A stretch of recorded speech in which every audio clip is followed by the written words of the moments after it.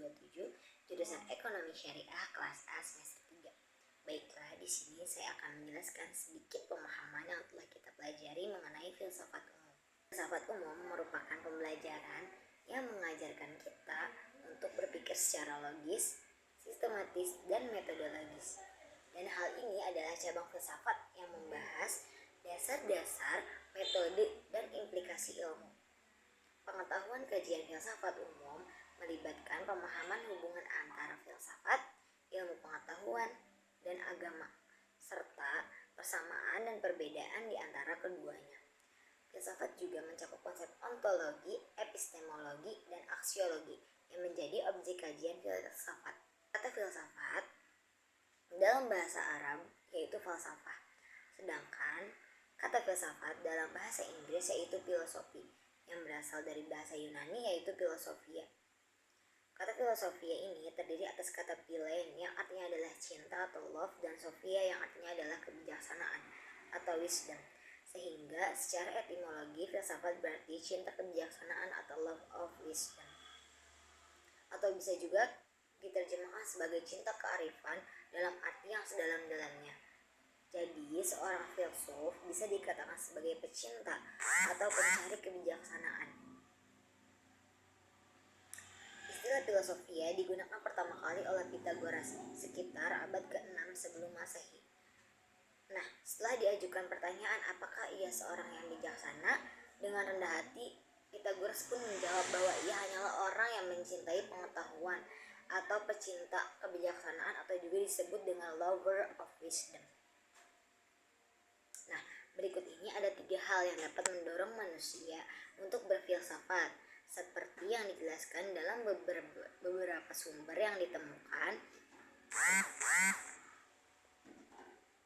Yang pertama, itu ada ketakjuban. Maksud dari ketakjuban ini yaitu ketakjuban atau keheranan terhadap alam semesta dan segala isinya yang dapat mendorong manusia untuk berfilsafat.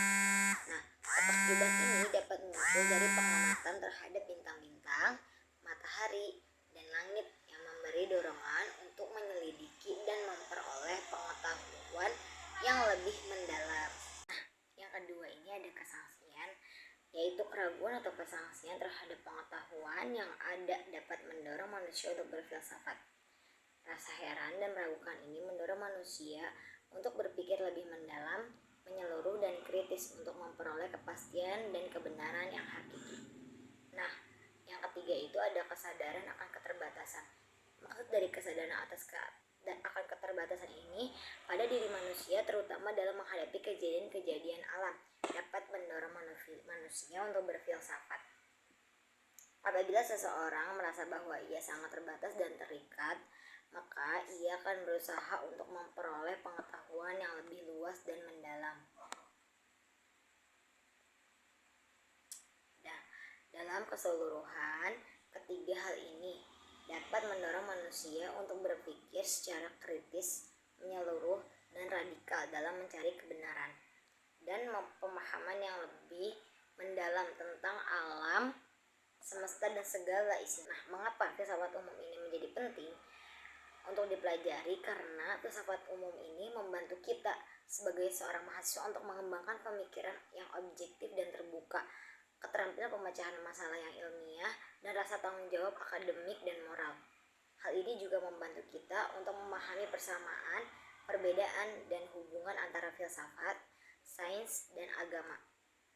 Nah, selain itu, mempelajari filsafat umum dapat membantu kita untuk mengembangkan pemikiran kreatif dan inovatif, berbicara logis, dan kemampuan merumuskan konsep ilmiah dan hubungannya dengan ajaran agama. Baiklah, mungkin cukup sekian penjelasan dari saya mengenai filsafat umum. Kurang lebihnya saya mohon maaf. Billahi taufiq wal hidayah. Wassalamualaikum warahmatullahi wabarakatuh.